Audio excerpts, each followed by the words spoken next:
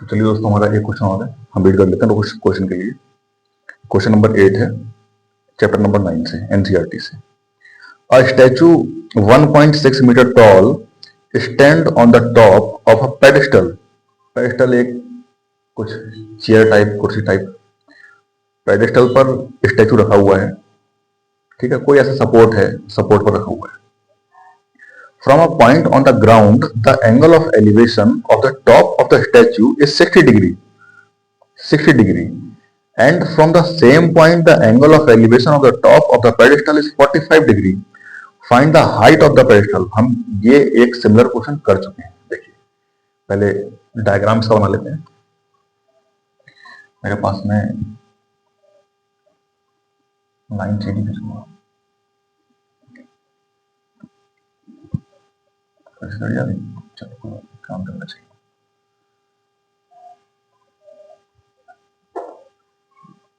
ठीक है, चलिए भाई, देखिए तो ये जो मेरे पास है पेडिस्टल, इतना इतना मेरे पास पेडिस्टल है, पेडिस्टल, और इसके ऊपर स्टैचू मैंने रख दिया, कोई स्टैचू रख दिया, पेडिस्टल के ऊपर स्टैचू रख दिया। पेडिस्टल के टॉप, ग्राउंड से पेडिस्टल के टॉप तक जो एंगल बन रहा है मेरा, वो 45 दिया हुआ है। 45 45 45 45, और ये जो पूरा का पूरा स्टैचू के टॉप तक एंगल बन रहा है, ग्राउंड से स्टैचू के टॉप तक। इसे मैं स्टैचू ना करूं, थोड़ा सा स्टैचू है भाई, ठीक है, स्टैचू। तो स्टैचू के टॉप तक जो एंगल बन रहा है वो है 60 डिग्री। यहां लिख रहा हूं 60 डिग्री। क्लियर?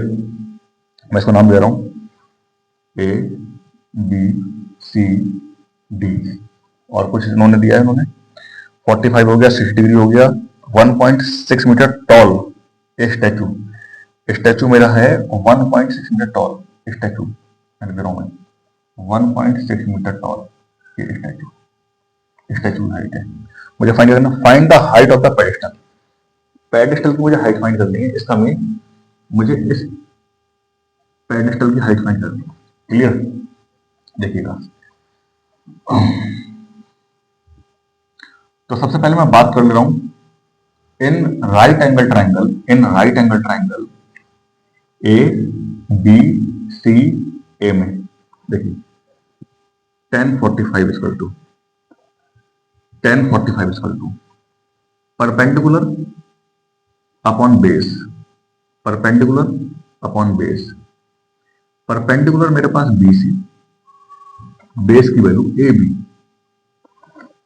ऐसे सॉल्व कर लेते हैं। देखिए 1045 की वैल्यू 1 होती है, 1 equal to BC and AB को यहां पे आप लाएंगे क्रॉस मल्टीप्लाई में, तो AB1 AB equal to BC। देखिए इस बात से एक सेंस तो क्लियर हुआ कि AB जहां से एंगल फॉर्म हो रहा है, वहां से पेडिस्टल तक की डिस्टेंस वो AB and BC and pedestal की हाइट वो सेम है, AB BC। क्लियर है?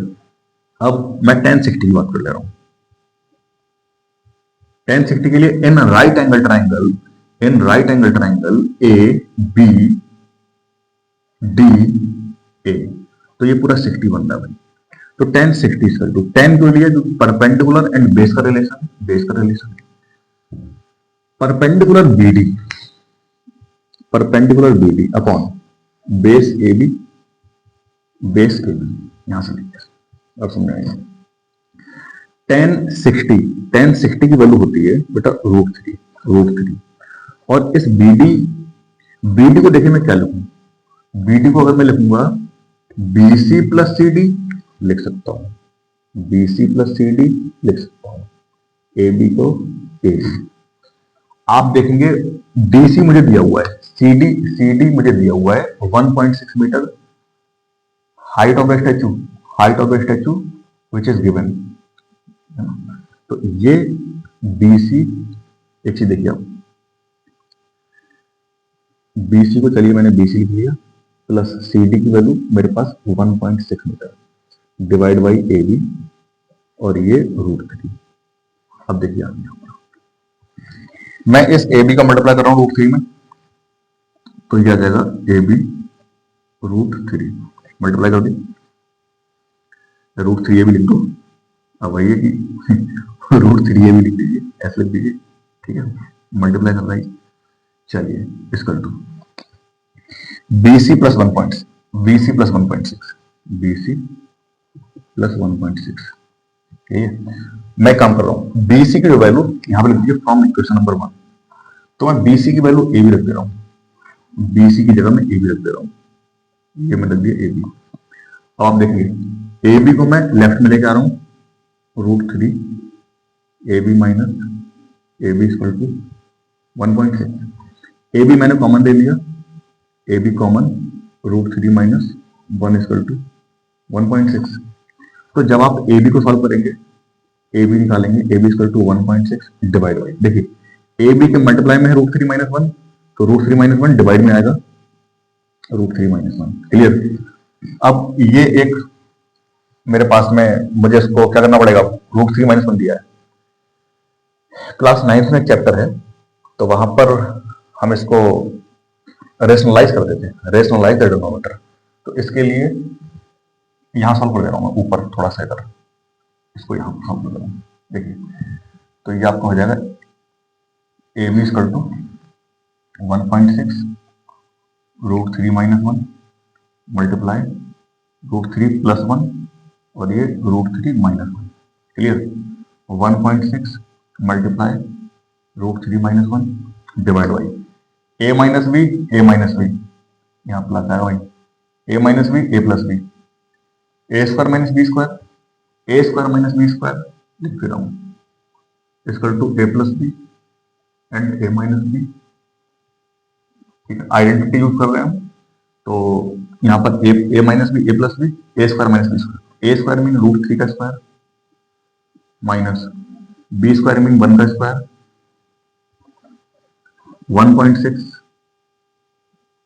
√3 माइनस 1 डिवाइड बाई √3 का स्क्वायर 3, √3 का स्क्वायर 3 एंड 1 का स्क्वायर 1, तो 3 माइनस 1 2, तो जब मैं 2 से डिवाइड दूंगा तो 2 बन जाए 2 और 2 8 16, 2 8 16, लेकिन 0.8 और ये √3 माइनस 1 मीटर, यही मेरा ए बी है।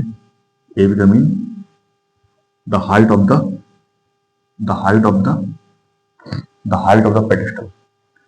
द पेडिस्टल, वो जो भी सपोर्ट रखा हुआ है, जिस सपोर्ट पर हमारा स्टैचू रखा हुआ है, तो उस पेडिस्टल की हाइट वो मेरे पास 0.8 √3 माइनस 1 क्लियर है। स्क्रीनशॉट ले लीजिए या फिर नोट कर लीजिए, और उम्मीद है कि आप स्क्रीनशॉट ले लीजिए। चलिए।